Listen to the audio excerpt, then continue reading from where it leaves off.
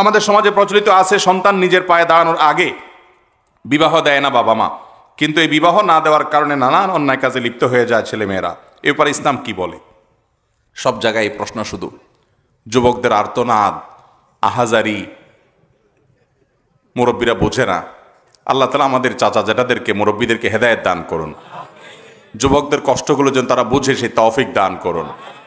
আমি প্রায় সময় বলি, বাবারা আপনারা কত বছর বয়সে বিয়ে করছেন? বুকে হাত দিয়ে বলতে পারবেন? বেশিরভাগ ছোট ছোট থাকতে বিয়ে করছেন, ঠিক না ভাই? ঠিক।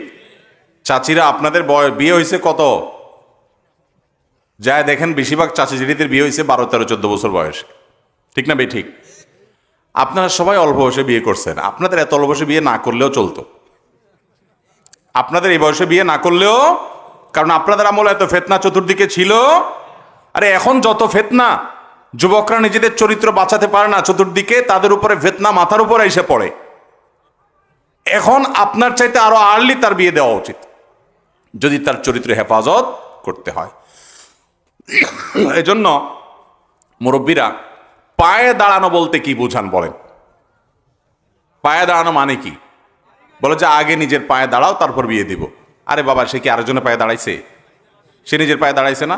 এই পায়ে দাঁড়ানো মানে হলো গাড়ি বাড়ি করো, লাখ লাখ টাকা কামাই করো। ভালো করে শুনে রাখেন, স্ত্রীর মহারণা দেওয়া এবং কোনো মতে স্ত্রীর ডাল ভাত জোগাড় করার যদি ক্ষমতা থাকে, তাহলে সেই সন্তানকে চরিত্র হেফাজতের জন্য সে বিয়ের উপযুক্ত হলে বিলম্ব না করে তাকে বিবাহ দেওয়াটা অভিভাবকের কর্তব্য। আল্লাহ কোরআনে কারিমে ওয়াদা করেছেন। কি ওয়াদা দেখেন? আনকিহুল আয়ামা মিনকুম ওয়াস-সালিহিনা মিন ইবাদিকুম ওয়া ইমাইকুম ইন ইয়াকুনু ফুকারা ইউগনিহিমুল্লাহু মিন ফাদলি। আল্লাহ ওয়াদা করেছেন তোমাদের ছেলে মেয়েদেরকে, অধীনস্থদেরকে বিয়ে দিয়ে দাও উপযুক্ত হওয়ার পর। তাদের যদি একটু টানাটানি থাকেও, পায়ে দাঁড়াতে যদি আদা পায়েও দাঁড়ায়, আল্লাহ রাব্বুল আলামিন বিয়ের বরকতে, বিয়ের কল্যাণে তাদের অভাব দূর করে দিবেন। একটা আসর আছে একজন সালাফ থেকে, আজাবান লিমান তালাবাল গিনা মিন গায়রি নিকাহ, বলেন যে আমার আশ্চর্য হয় ওই লোককে দেখে যে লোক চায় যে তার পয়সা পাতি হোক অথচ বিয়ে করে না। তাইলে বোঝা গেল যে বিবাহের মাধ্যমে আল্লাহ তাআলা বারাকা মুসলমানের জীবনে দান করেন। আমি আমার কথা বলতে পারি, আমার বিয়ের আগে স্যালারি ছিল খুব অল্প, ইনকাম ছিল খুব কম। মিরপুরে দারুল ইরশাদ মাদ্রাসায় পড়াইতাম, 2800 টাকা দিয়ে শুরু করছি, এরপরে বাড়ে 3000 টাকা হয়েছে।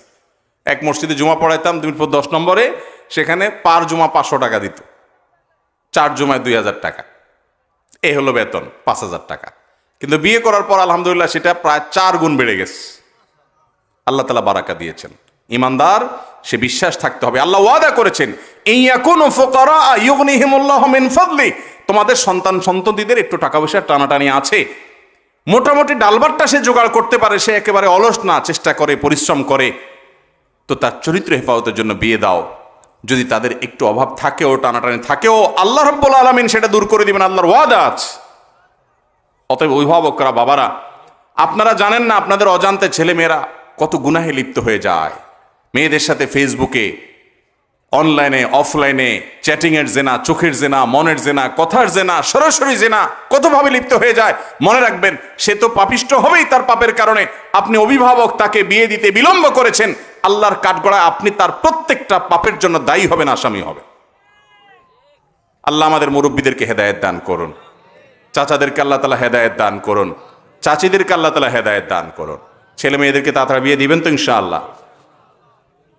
অনেক যুবকরা বলে যে হুজুর বাবাকে বুঝাইতে পারি না। আমি বলি আমার কাছে ফুসলা ফাসলা নিয়ে আসতে পারলে আমি বুঝাই দেবো ইনশাআল্লাহ, আমি বুঝাই দেব। এলাকার আলেম ওলামাদেরকে একটু চা পানি খাওয়াবেন, আমাকে তো আর সবাই পাবেন না। এলাকার আলেম ওলামাদেরকে, ইমাম সাহেব, খতিব সাহেবদের একটু চা পানি খাওয়াবেন, চাইনিজ টাইনিজ খাওয়াবেন, খাওয়াই বলবেন হুজুর আপনার কাজ হলো আমার বাপকে পটানো, যেভাবেই হোক সুন্দর করে হাদিয়া তোফা দিয়া হুজুরকে বুঝাই দিবেন। এবার হুজুর আপনার বাবারে সুন্দর করে আল্লাহর ভয় দিয়ে সতর্ক করবেন। আমার কথা না ভাই, হাসির কথা না। নবী করিম সাল্লাল্লাহু আলাইহি ওয়াসাল্লাম বলেছেন, তোমাদের সন্তানরা যখন বিয়ের উপযুক্ত হয় দ্রুততার সাথে তাদেরকে বিয়ে দাও। যদি না দাও, উপযুক্ত হওয়ার পর যদি বিয়ে দিতে বিলম্ব করো, গড়িমসি করো, 25, 30, 35 পর্যন্ত পার করে দেয় অনেকে, এরকম যদি গড়িমসি করো, তাহলে যে ফিতনা ফাসাদ গোটা পৃথিবীর সমাজে চতুর্পাশে ছড়িয়ে পড়বে। আজকে বিয়েকে আপনারা আটকে রেখেছেন, কঠিন করেছেন, বিলম্ব করছেন, এই জন্য সমাজে জেনার পরিমাণ বাড়ছে।